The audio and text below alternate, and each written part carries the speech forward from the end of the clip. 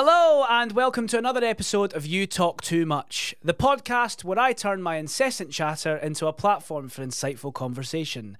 I'm your host, Euan Bennet, and if you haven't done so already, please do hit that subscribe button so that you never miss an episode. Today I am joined by the wonderful Chase Brown. Chase is an actor who can currently be seen as Lonnie Byers in Olivier Award winning show Stranger Things: The First Shadow. Chase, how are you? I'm not bad. What a pro. Look at you. That's sick, man. Well done. Well, we're here at episode 10, so yeah. I'm getting kind of used to that introduction now. Yeah, it's a bit weird, but yeah. How's things? Yeah, good? Yeah, not bad. Thanks for having me, man. Not at all, man. So I'd like to go back to the very, very beginning of everyone's journey. So where did this journey we call life begin for you?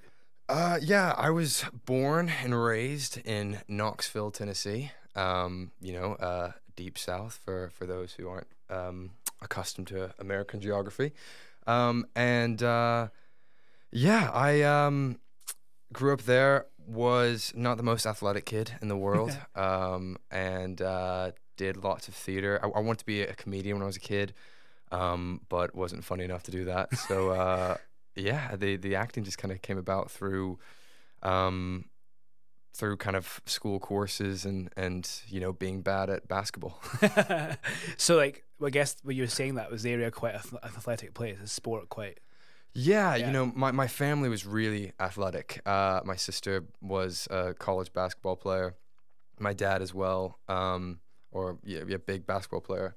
And as a kid, I think my mom and my dad were obsessed with finding a thing that I was good at. So I played every sport imaginable, hoping something would stick. And while this was happening, I was still like a cut up in class and a bit of a goof. My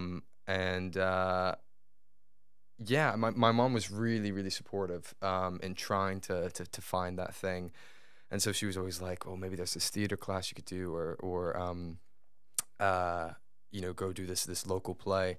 And things really started to click for me when she sent me to this comedy camp every summer called The Second City, and it was in Chicago. And The Second City is this kind of training ground for comics, a big feeding ground for like SNL cast members and stuff like that. But this was just like the kids course that they did. And I started to do that and meeting people who kind of had a scope outside of this small town in the South where I was from. And just being a part of that was such like an eye-opener for me, because it was like, oh, things are possible outside of whatever I was doing. And then kind of the journey to acting kind of came through that. Yeah, cool. So like when you were younger, obviously like sports weren't your thing, your family doing that. Were you caught up on watching things like TV and stuff and inspired by that? Or was it just like one of these things you fall into and stumble into as a kid? I was very much raised by the television. It's not a sap story really, but like I was a hefty kid, husky, my mom would say, and I had a speech impediment. I had a bit of a heart condition, and so I loved staying indoors and watching SpongeBob and all these different cartoons. I think was really the thing that it was kind of my comfort place. And so I'd say my sense of humor is definitely formed by like things like SpongeBob. Cartoon. It's still kind of permanently fixed there.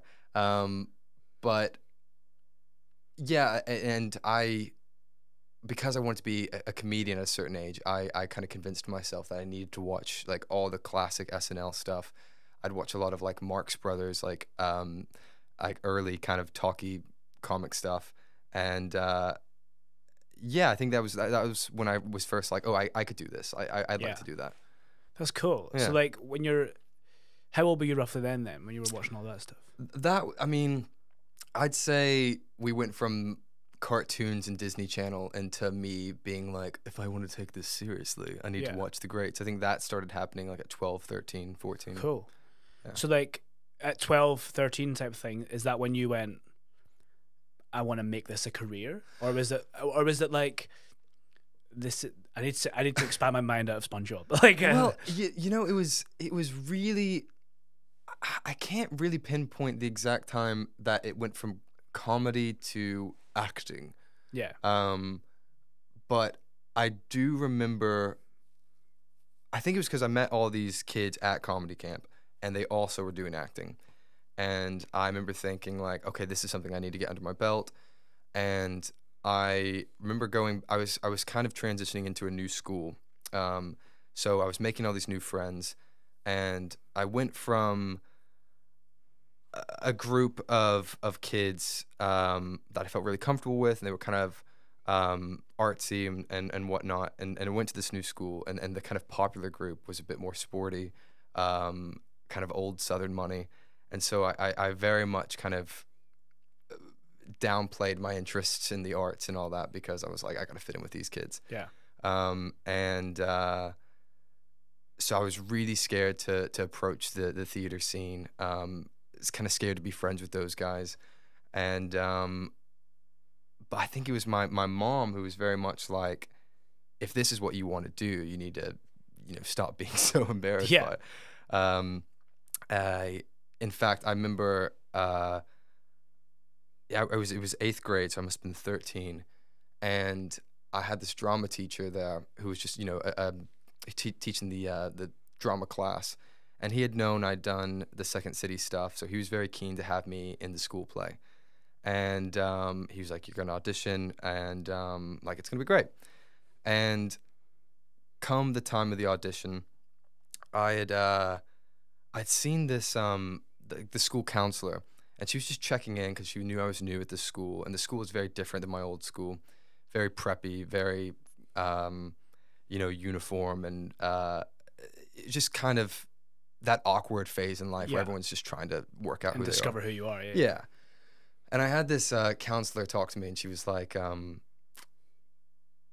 the group of friends you're hanging out with aren't your people. Like, I know they're not. Like, you want to be hanging out with these guys. And I was like, yeah, like I do. And I kind of broke down on her, and she's like, you're going to go audition for this play because the teacher wants you to, and I know you want to, so like, let's go make that happen. That's going to happen tomorrow.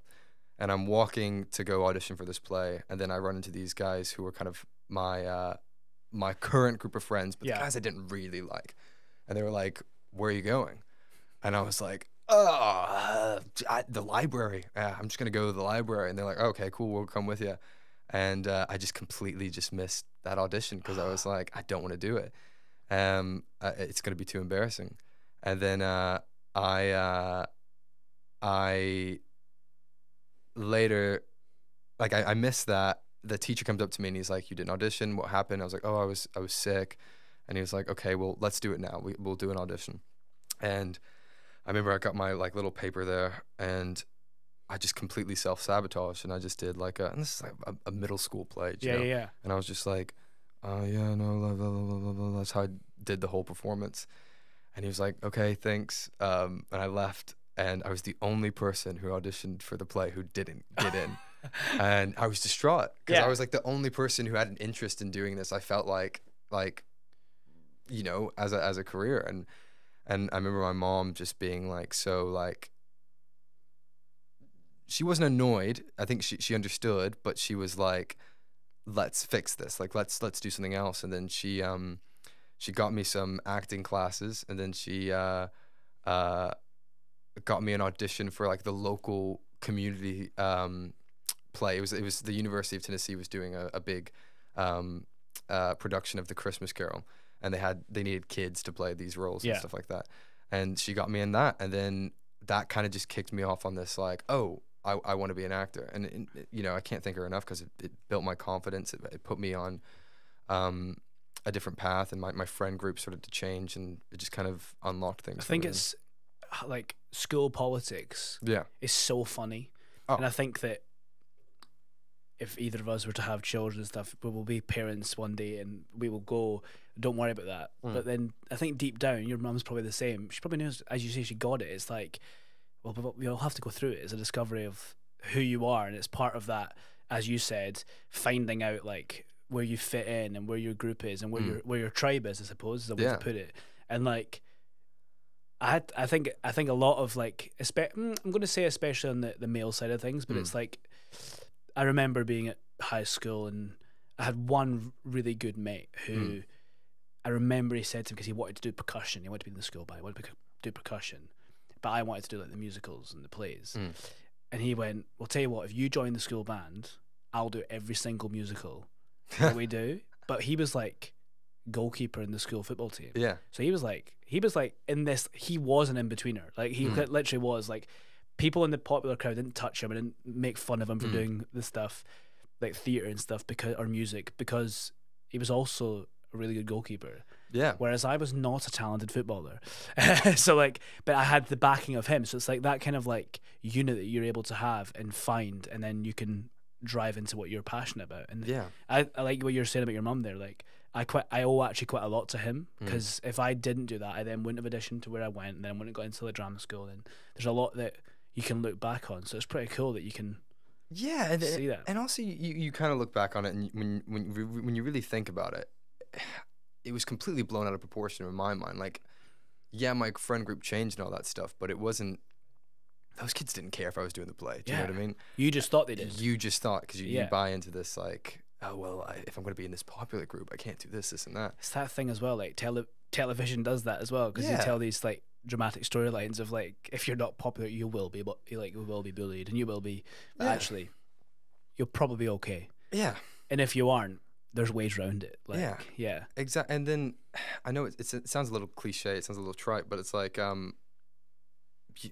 you are who you surround yourself by, and finally being around people who had that shared interest, it really did. You know, my personality started to come out again, and it started to be like, oh yeah, this is who I am. This is what I'm going to do, and you know, these kids were doing interesting things that made me be like, oh, well, if you're doing that, then I could do that. And I think that's a very common pattern in my life of, you know, not thinking certain things are possible, and then getting surrounded by people who are doing them, and then just kind of almost like leveling up in a way of being like, oh, well, this person sees the world outside of this small town. Now I do, or this person has aspirations to do this, and now I can do that. You know, it's kind of just little stepping blocks. stones, and ladders. So you do this production of Christmas Carol. Yes. How old are we about then? Like, I think I was 14. 14. So this is probably that's like the launch pad that brought up. Yeah, a career choice possibility type. Yeah, and fire there. You know, it was a lot of the people, a lot of the college and graduate students who were on that show have gone on to do really cool stuff. Like you know, some are on Broadway, some are in that TV show Severance. You know, one is in like a big film, and it's it was like a, you know, being a 14-year-old amongst all these people who were talking about like, oh, I'm gonna audition for this film and this and that. It was like, oh my god, like, I didn't know you could do these things, especially if you're from Tennessee. That said, I'll say it quickly. That story ends quite in a hilarious way. We did about 40, 50 productions, 50 shows of this production, and the final, I think the second to last show, I'm playing Peter Cratchit, Tiny Tim's older brother, and we're doing the Ghost of Future, Christmas Future, whatever. And I'm walking with this big cart that has Tiny Tim's coffin on it. And every day you have to kind of maneuver this little thing to go off stage, this little kind of passageway. And I had all these adult actors be like, Chase, you're the best cart driver we've had in years, because they do this production all the time. And I was like, oh, thanks. And then the second to last show, I got this cart with Tiny Tim's coffin on it, and I'm pushing it off the stage. And I see the glow tape is gone at the bottom of the stage, and I'm like thinking, oh shit, okay, we have to do this blind, but it'll be fine. I can curse on this. Yeah, you can, of course you can. Yeah. And then I'm going, and then all of a sudden the wheel of the cart just flicks off the stage. The coffin flies into the audience. The first people, the three people in the first row, all put their hands and legs up to stop it from hitting them. And coffin flies open. There's no body in it. And Bob Cratchit is like being, oh, my son, my boy, where is he? And I'm just frozen in fear. And I just burst out into tears, and it was Honestly, when you started mentioning the car, I was like, you saw it coming. I actually didn't think it would go off the stage. I thought you were like going to like be going off, as in like off stage, like I don't know, the stage left or right, and like hitting a wing and like, or just like I wish a really inappropriate. It's almost worse than it felt. Oh. Well, it's not, but it is worse. I think they all got refunds. All the people who were hit by the coffin. I actually had one guy come up to me as a joke, but I was 14. I couldn't take it. He came up to me and he's like, "It's all fine. You'll just never work here again." And I just tears streaming down my face. He's like, I'm joking. But yeah, it was. Well, what an entry into acting professionally, I suppose. If I had a nickel for every time I've done something like that, it's. So then you're about 14 at this time, and you're obviously surrounded by this environment of people who are pursuing acting, and you're probably then I'm assuming you're then thinking of like colleges and where to study it. What opened your eyes to studying abroad and coming over? Yeah, again, it's that thing of like being around people who have almost bigger dreams than you in a way, and you know, you can kind of internalize these kind of like, oh my God, it'd be amazing to do this one day. It'd be amazing to go on Broadway. Amazing to do that, but you're nervous about sharing them unless you're around that crowd who also kind of has those aspirations. And for me, I think I was thinking about staying in Tennessee, or I was thinking about doing maybe film production or something. And then my parents were, supportive enough to send me to this summer program at NYU. And I go there, and people from all over the country are doing this kind of, like, it was like a Meisner intensive course at NYU. But it was basically like you were doing a freshers month or something at NYU. Like, they treated us like we were college students, and it felt like we were, and we had all the dorms, and that was chaos. But meeting all these people, they were like, oh, I'm going to go audition for Juilliard, or I'm going to go to California and study. And again, my perspective started to change a bit. My scope kind of widened, and I had a professor or teacher there who was like, you should think about studying in the UK.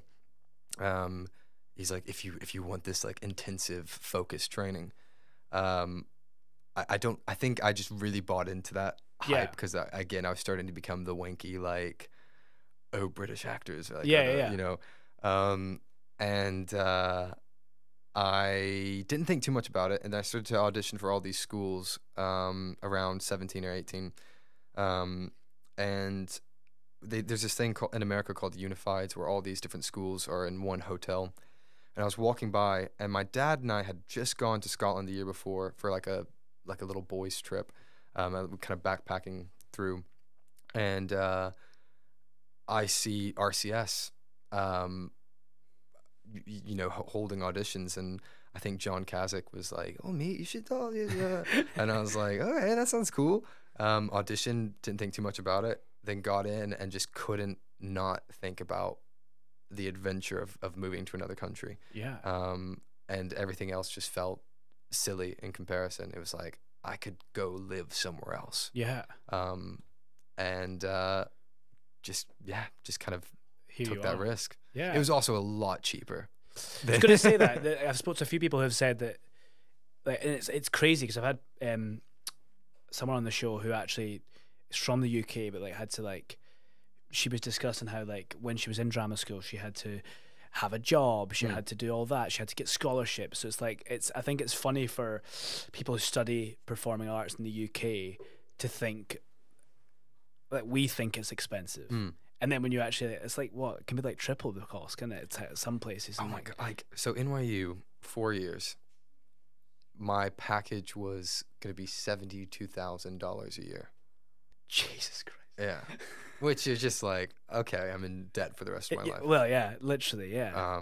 But yeah, so. But we didn't go there. We didn't go there. We didn't talk about for the reason of clearly the adventure. Yeah. No, it was the adventure. But that's like, I think it's a bit of not a reality check, because all education should be accessible, in my opinion, and in a lot of people in our industry's opinion. So like, it's an interesting discussion to talk about different. I'd love to talk to someone like, I don't know, in the Southern Hemisphere to see what it's like in Oz and New Zealand, like how much it is to go there, because I'm pretty sure that the UK is probably quite reasonable in a global scale, you know, which is mental, especially because international students are even more expensive than. That was one thing I noticed when I moved over here, and then the other thing I really appreciated that I feel like you guys do better, is give young people more time to either figure out what they want to do. Like that whole gap year thing, that's only becoming a thing in the past. Maybe, I don't know. I knew maybe one person who took a gap year when I was graduating high school, where that just felt like a common thing here. I know it's like a privileged thing as well to go take a gap year, but like, just there was no sense where I was that you could take a little time before you jump into paying this much for school, or B, like going into a course that is going to, you know, dictate the rest of your life in a way. And I found that really like, oh my gosh, I didn't know you could have more time. Yeah. I think that's what's great about these, like having time, is there's also been a lot of discovery of like what you can do while you travel, like where you can work from, like jobs that you can make a pretty damn good income from your laptop and online working, and people have cracked the code that I wish I could even sniff at, like. And I think that's what's inspired that, is a lot of social media things, like people sharing that story. So then I don't remember being at school ever thinking, hey, I want to travel the world and like never have a set place, and I'm going to earn money while I do that. That was, I don't even think it was a thing. Never mind a thought to anyone. But then people have done that, and I think that's what's inspired more people to maybe go. And also because university and drama school and whatever career you choose, it is a big financial choice. And the way the world's going, I don't see that it's going to get any cheaper. And I think if people are starting to go into apprenticeships and social media and discovering that kind of world, then fair play, good on you, Ted. I think, Well, in the same way that it took us knowing someone who did what we wanted to do, or that encouragement from someone we were close to, like, I guess just like the generation slightly below us are seeing so many people online doing what they want to do or what they could do, and having that disillusionment with having someone just be like, do it, go do it, you know, that's all you need. That seems to be a thing as well. Even like, I don't know, my parents have been quite open about it now, and they were very open about me just doing something that made me happy, I suppose, do something I want to do. Like me and my brother couldn't be any different. I'm in the creative industry and he's a historian, you know. It's like we couldn't be any different, but we were both raised to like just do what you want to do. Don't like ever. I remember I had a meeting at a school once when I moved school, and I was going into my final year of school, and the teacher was like, you will do this like higher English. And in hindsight, I probably should have. So she was right in the long run. But what my parents were really, I think they agreed with her, but they were proud of me for going. Basically, I turned around to her and went, no, I'm not doing it. And she went to check the box that I was doing that. And I just went, with all due respect, miss, my mum and dad don't tell me what subjects I do. You certainly don't. And I was really, she was taken aback, but like in a good way. Like she was like, okay, cool. Because I think I wanted to do, there was a course we could do within the musical theatre program I was doing. And I really wanted to do that. So it was still a qualification. It just wasn't necessarily an academic qualification. So again, as an essay, in hindsight, probably a better option would have been to do that English course, but you live and learn. I've not needed it yet, but I might need it in the future. But like, I think that knowing your own path is not necessarily knowing what you want to do, but knowing, having a rough like 5 or 6 ideas. Like, I think it's especially at 18, 19, it's such a. Did your parents have upbringings that allowed them to pursue what they wanted to do? I've never discussed it with them, but my mum's side, my papa died and actually at the time I thought he was an old guy, but he died at like 68, so it was like he's quite young. So I never really had the chance to discuss it with him. But my gran, I don't think she ever really had. I think my mum, I think she did have that openness, and my dad's side, they definitely did. My grandmother always used to say that she wanted my dad to be a minister for no reason they were never religious in any way, shape, or form. He just thought you're good with people, which is cool. But she never again forced him into that kind of world that he wasn't passionate about. So yeah, I think to answer your question, I think they probably were brought up in a similar vein of openness, discovery, and I think it's something our generation are a lot better at. Yeah, I mean, I think about it all the time of my parents, you know, they came from backgrounds in which I think their kind of main goal in life was to climb that kind of American dream ladder. Yeah. In order to get to a place where they could provide for their kids in a way that, you know, I think they had all right childhoods, but they didn't have, they never had the opportunity to go pursue what they loved. Do you know what I mean? It had to be, I have to go get this education in order to make a living, and give me and my sister the opportunity to be like, oh wait, we can choose what we want to do. Do you know? Yeah. And it feels like uncharted territory for my family in a way. I sometimes feel like a bit of like a probe or like some kind of Voyager satellite that's been sent out to be like, you know, go do something, go do what you want, and you know, they've had incredible careers and lives, but I feel like they always instill in me this like, do what you love, follow your passion, which I think they'd admit that their jobs aren't their passions, you know. Yeah, and of course, but also I think isn't that we've spoken about two different, like almost like a parallel there, that they believe that they believe you can. They've instilled that on you, which I think is pretty special. Really. No, it is. Yeah, I have the two most supportive parents. Like they've been amazing, and again, like I said, as a kid, they were so keen on finding that thing, forming that kind of just made sense. And you found it, and here you are. We'll see. Yeah, for now. Yeah. So going forward, you obviously get into Royal Conservatoire Scotland. You study there. How was that experience? Yeah, it was great. It was there was a bit of a cultural what's the word, like learning curve, I guess. There's I didn't expect there to be so much of a this is different. I think I went from being, you know, I ended high school being very confident in who I was and what I wanted to do, and I felt like the cool guy who was going to go study abroad. And, you know, among my friends, I was the like, oh, wow, you're going to Europe, and that's blah, blah, blah. And then you get there and you land in Glasgow. And the epicenter of all luxuries in Europe. I think I think my dad and I hadn't been to Glasgow when we went to Scotland. We'd only been to Edinburgh, and we'd only been to the Highlands. So I had this like idea of this kind of green space. And then you're walking down Sauchiehall Street, and there's guys chasing pigeons. Exactly. I'm not, you know, if I wasn't on a podcast, I'd be doing the accent, but I probably shouldn't. There's a wake up call. Yeah. And all of a sudden, I'm with people who are older than me. I was not the youngest in my year, but one of the youngest. I had never legally drank in a pub. So the first night of meeting everybody, I'm there nursing a pint, not knowing how to do it.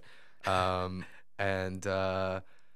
least you nursed it. At least I nursed it. I do remember walking home stumbling drunk, and like had only been drunk once before in my life. And it was like oh no, like what's going to happen?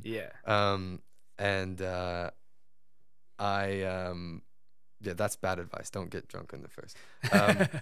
But yeah, I was shocked by how quickly people had grown up, how much faster they'd grown up in the UK than in the US. And all of a sudden, I was the most American person people had met in their lives.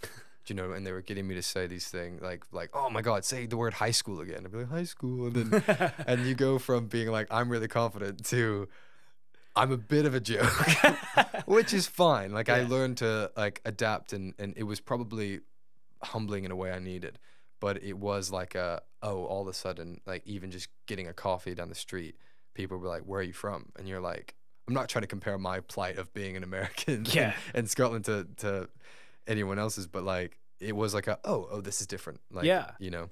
And that's the thing. I think like Glasgow is such a welcoming place. Oh, it is. But it's also, and I say this as not a local, like living outside Glasgow and love the city. It's one of my favorite cities in the world.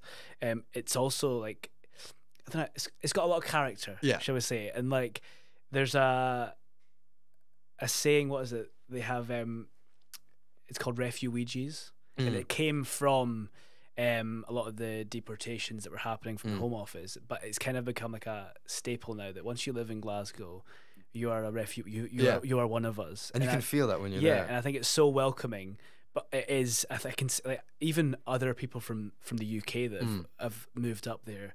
A classmate of mine, he remembers coming off the train at Glasgow Queen Street, and I won't quote it because it is a stronger of the swear words, but he remembers like a toddler running around chasing a pigeon, calling said pigeon said word, and he was like, okay, cool, I'm in Scotland now. But it wasn't like I'm in Glasgow, it was like, I'm in Scotland now, this is cool. And he even said that cultural shift. So coming from the States over, which is even like that's something but it's great. That's I think I was walking down Buchanan Street my first day there, and it was like the morning after this obviously Hindu that's going down the street, and just 3 women all at once just vomiting right there in front of me, and my dad and my mom and my sister there being like, oh, okay, this is and you're like, home. This is home. Yeah, I've arrived. That's amazing though. So then you stay in the UK. Did you move straight to London? Was that yeah, pretty much. Yeah. So what drove you to stay? Obviously you found a connection, I'm assuming. Yeah, I mean, one being, you know, my girlfriend Megan, who you know, and we very much were like, hey, if we want this to last, like we need to figure out this with immigration, and long story short, we did, and then you know I got an agent over here, and it felt like I'd almost cheated the system in a way, because I knew a lot of people in America who had just graduated or were doing those showcase stuff, and it felt like there was a lot of work to be done to, I don't know, the exposure just felt different, you know, and it felt like, oh, all I had to do was do this and then go to that, and I felt like, I guess, I was more interesting in a way in the UK than I would be in America. I don't know how true that is, but it was just something I was like, okay, like somebody wants an American guy, so that's nice. It's that thing, and like I don't know the statistics. I can only assume by landmass that you're essentially a bigger fish in a smaller pond. There's a lot of American boys in America. Yeah, literally, and I've got friends that have moved to Canada and they've become the British guy, and that's great. Why not? That's cool. If you can make it work and it works for you, that's fantastic. But like when you moved down to London, how did you find that initial phase from moving from what was home in Glasgow? How was that shift? It was interesting because Glasgow was I moved from a pretty rural suburban area in Tennessee to Glasgow, which to me felt like a big city. And then you go to London, you're like, oh shit, no, this is a big city. And that was a little stressful. I remember getting really stressed by not being able to know where all the good restaurants and bars were.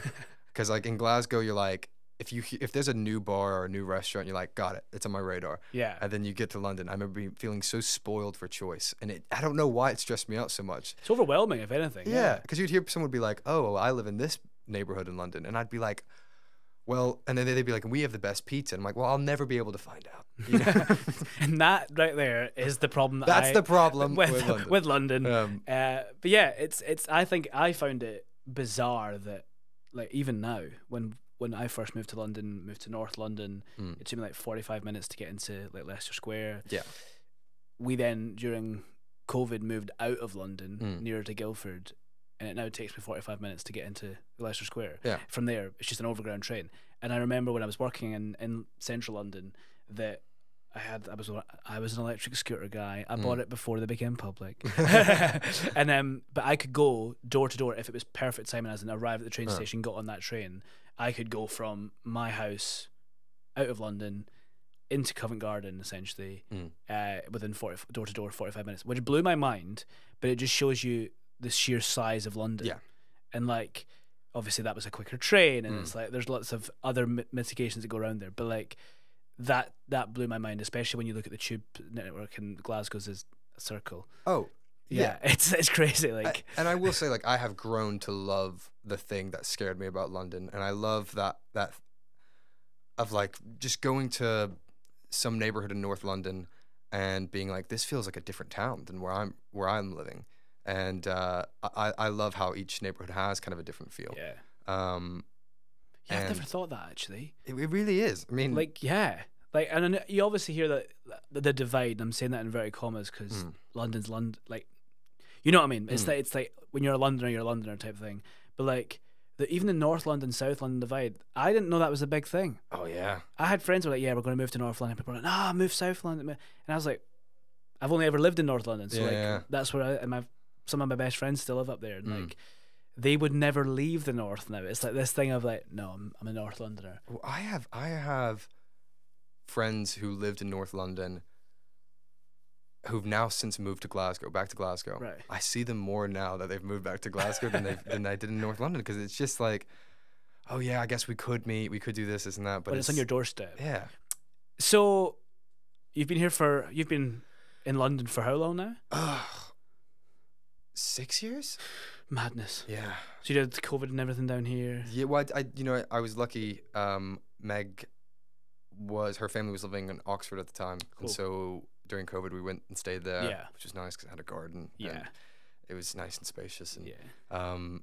That was I enjoyed that time actually, because it felt like the world had just stopped and there was no pressure for the first time in years. And I'm not trying to. No, I had a similar experience. You know what I mean? It's really hard when you hear people talk about having bad experiences. Yeah. And like, a friend of mine was in a boxed flat that had a balcony that had, and obviously they weren't really meant to go out of that, but like it was a south facing window, so it was also, because it was really good weather, it was also like a hot box of a flat.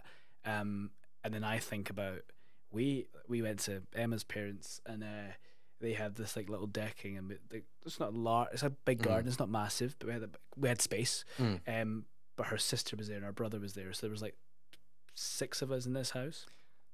So it sometimes felt a bit overwhelming, but other times, like during the day when the patio doors were open, I don't think we bought it. I think they already had it, and we did some patchwork to it. But we had this like paddling pool that Emma's dad had the idea of, that he'd built this because everyone was doing projects. He'd built a decking, and he went, "That is going to conduct heat, that wood. So let's set the paddling pool on there. We'll fill it up. We'll cover it. Hell yeah. We'll leave it." And it honestly was like a hot tub. It was class. Amazing. It was amazing. But like as you said, I was very, very lucky at that time, and very grateful for it. As you say, the world kind of stopped, and I was able to go. And it also, like, after that, it really helped with my perspective on how I viewed my career in a way, because I think I was just constantly putting so much pressure on myself, and I don't know, just having that time to pause, it helped me not feel so desperate and not care so much when those opportunities did present themselves. I don't quite know what it was. I think it was just time to spend alone with myself, and not care so much about how I looked or probably think about what you wanted as well. Yeah, right? I mean, that's why so many people had this kind of big rethink about where they wanted to go and what they wanted to do with their lives. I think during that time, because it just made people kind of just pause and think for a sec. So yeah, weird that we got that. Very strange that. Yeah, it's one of those things that, like, every part of it I wish we never had to go through, but I'm also eternally grateful for it. Yeah, well, yeah, it's nuts. It's a strange thing. It's a strange thing. What a segue. Some would say professional, some would say cheap. So yeah, we're in Stranger Things. Yes. How is that? It's good. It's a beast of a show. It's a lot of fun. A big cast. Yeah. How many is in the cast? Ooh, that's a good question. I'd say like 35, maybe. Wow. Nearly. Yeah. I knew it was big. Like, I thought like high 20s, 30s. Yeah, I mean, mad. don't quote me on that. But yeah, it's a big cast. It's a compared big to- cast. Yeah. And you've been a part of that essentially from the very beginning, in the sense of like workshopy wise. Yeah, we started a workshop about a year ago now. It was actually probably exactly a year ago.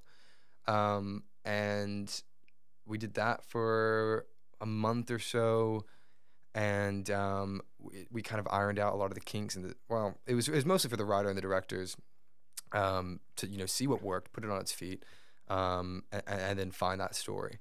And a few of us stayed on, and it was really cool. It was Kate Treefry, who is the writer of the show. She is a writer on the Netflix series as well, and it's really cool to see her work, to see her, Stephen Daldry, Justin Martin, and all these guys kind of powwow together and see what came out of it. But they were also so welcoming to our ideas and our input and our improvisations and what we threw out there with the script. So yeah, it was a cool process. Yeah, and I think it's something that not every actor can go through, like that experience of essentially starting from draft. It's probably draft 5, 6, 7, 8, maybe even double figures. Yeah, they definitely had. But the it's story from the beginning, being in like an original, creating that character, although they exist. Yeah, and another creating that character in this world of like live theatre. Definitely. How did obviously with no spoilers and stuff, there's been talk of a lot of illusions, and visual effects. How was that working with that and like discovering that world? That was it was really interesting because I'd spent so long in this studio, this big kind of warehouse building, just doing lines, just having little scenes with each other in our sweatpants and all this, and being told, oh, this scene is going to have this amazing piece. Yeah. And you guys are going to be blown away. And months and months and months go by, and I'm just, you kind of build it up in your head, or you kind of think, well, how the hell is this going to work? That doesn't really make any sense. And then finally you get into tech and you're like, oh my God. So what's the first time you saw all this stuff? Yeah, definitely. I mean, there was little kind of tricks that we saw in the room, but when it comes to like the big set piece, the illusions that people leave talking about, like I didn't see those until we got into the theater. And there's some that still blow my mind, and there are some that once you know how it's done, and there's a reason that the guys in charge, Chris and Jamie also RCS grad, there's a reason they're like, don't spoil these illusions, because I think when you do see sometimes how it's done, you're like, oh, okay. But it's that thing, like anything like magic trick wise, it's the almost like the suspension of disbelief. It's that like once you know about it, it's so simple. A lot of them are probably really simple, right? Yeah. And like, I think that's what's magic about. That's Exactly. what's magic about it. It's that it's. I wouldn't want to know. I don't know. Like some people are like, I think like to know. Obviously, I'd want to know if I was doing the show, but like, but I wouldn't want to know as an audience member, as a consumer, because that's the experience you're going for, isn't it? That's part of the show and part of the drama, and you gotta come see it. I do need to come see it, and I've discussed earlier that it's definitely on the bucket list, and just let me know. Yeah, will do, man. It's I'm just really, I don't know, like for me, I'm just interested to see how they've adapted it to stage. Yeah, it's such a cool world. It's because we were talking about Harry Potter earlier as well. Yeah, and we were saying that that piece in a way really does exist kind of after the fact, and it's almost like it's its own story very much. Yeah. But playing on the characters we know and love from the Harry Potter series and the books and all that. But this production of Stranger Things is a companion piece. Like, it is like, it's a prequel in the sense, almost like the Star Wars prequels are. Like, you do kind of need to see this piece of information to get a full picture of the story and the characters that you know from the TV show. Yeah. So it's really weird because I don't know if anything has done that yet. Yeah, which is cool. Yeah. And even if it has, I don't think it's had as much hype. Yeah. And I think the world of Stranger Things, it's hit so many demographics and so many age ranges. And we teach someone who, she must be like late primary school, early high school. She's obsessed with Stranger Things. I don't know if she's seen the show yet. She's definitely going to see the show, or she has. But she's obsessed. And like, that kind of blew my mind, because I was like, if I was your age, I would not be watching this, because it's hella scary, right? Like, yeah, it is. Clearly, I was not into thrillers and horrors and all that stuff. Also that, like, again, because you know how the illusions are done, you know what's coming. I'm not sitting there scared of what's happening on stage, but you have so many people who you can see them jumping in their seats. You know, we have a lot of content warnings because, like, it is a properly scary show. Yeah. And if you don't know that world, then you'll not expect it, I suppose. Yeah. And it could be quite a lot. Yeah, and I hope this is an advertisement for it. But yeah, you have people covering their eyes, Wow. you know, sinking in their chairs. Like, it's cool because I know that's been done before. I can think like Woman in Black. You know, we're like, let's make a horror on stage. But yeah, they've really achieved something with how proper it's. I think it's like a new age horror on the first stage. And like Woman in Black lasted a very, very long time in the West End, which was cool. And sadly it closed, but I think it'll tour for a long, long time. Yeah. But I think with the new technologies we have and the new understanding of illusion, I suppose, it's like a development of that Stranger Things has definitely paved the way for other. Like 222, I suppose, kind of did. I don't know if you saw it at all. No, I never saw that. I won't lie, was really skeptical at first and was like, whatever, okay, maybe. And then my brother-in-law went to see it and was like, you need to go and see this show. And he's like, he's not involved within the industry, but is very much a theatre fan. And then Emma went to see it, and I was like, fine, let's go. And we saw Tom Felton in it. Yeah. To look back to Harry Potter.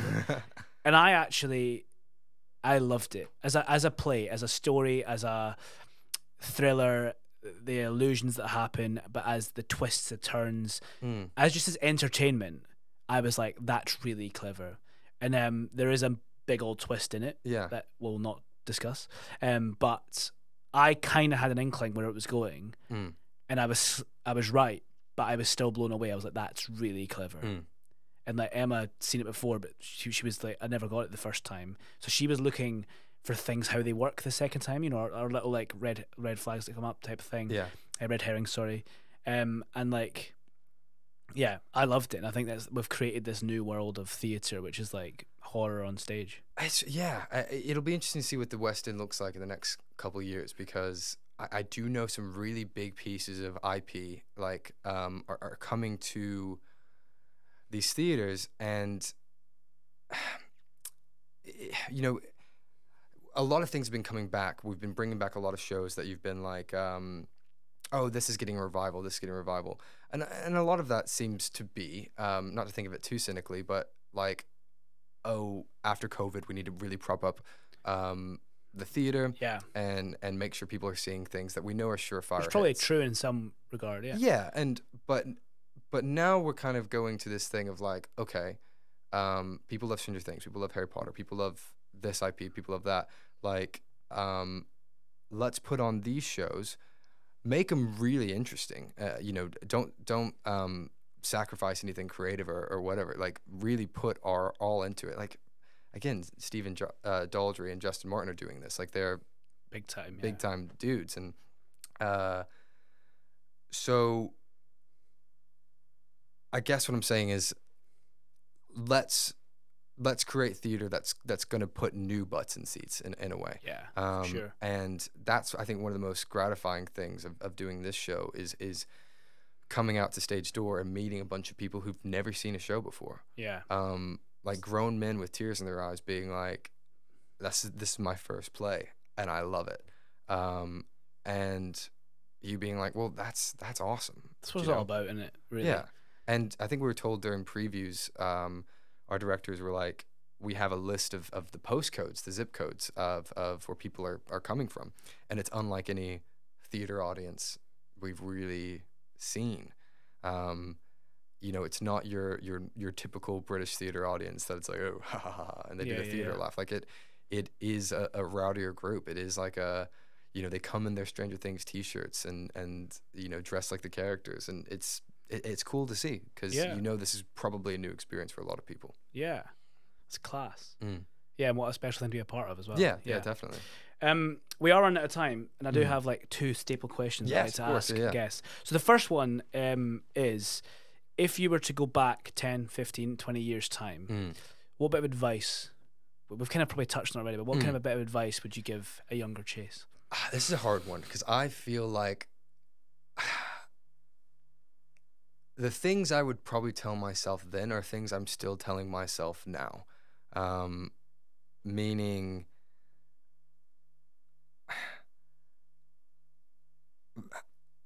I think, like I referenced earlier, I think I invested so much into what other people thought about me that it kept me from doing the things or being the person I wanted to be.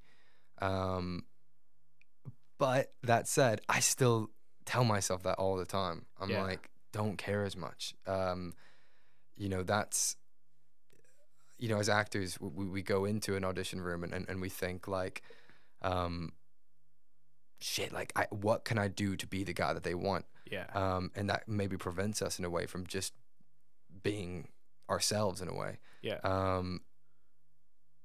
And so even though this is something that I continually tell myself, I think I would tell my younger self as well, like, just do you, you know, like, I don't know how much that would help my younger self because it's still a work in progress, but yeah, I guess hammer that home early on. Yeah.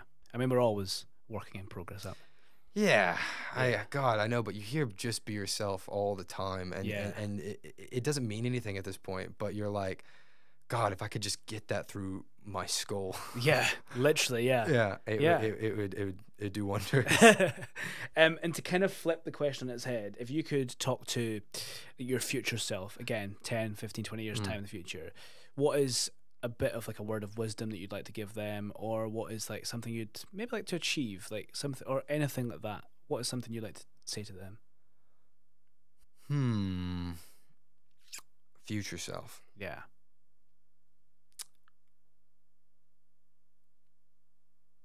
I'll say this, like, seeing you do this podcast and seeing a lot of people pursue these kind of creative ventures that maybe they've been kind of delaying for a while. Whenever I'm talking to friends who are like, oh, I've got something I want to write, or I've got something I want to produce, or but I don't know if I should or whatever, I always kind of default back to this thing of like, the difference between you and that person who's doing what you want to do is that they did it. You know, they just did it. Yeah. And I'd like to think that my future self has done it. Yeah. Meaning not sat there and fiddled his thumbs and been like, oh, I'm not going to do it because my, you know, it's not going to be as good as I want it to be, or whatever. You know, I hope that they have just done it. Yeah. And that I could just say like, oh, well done for doing it. Yeah. Yeah. Yeah, I love that. I think I'd go with that. Yeah. What a lovely little piece to finish on. Chase, thank you so much for coming to sit with me for an hour. Thank you for having me, man. This is great. Yeah, I've really enjoyed it. And thank you for listening and watching. If you could share as far and wide, it really does go a long way. Thank you very much. Thank you very much. Thank you, and congrats. This is really cool what you're doing. Thank you, bud. And we'll have to do round 2 in the future. Yeah. Let's do it. Sounds good.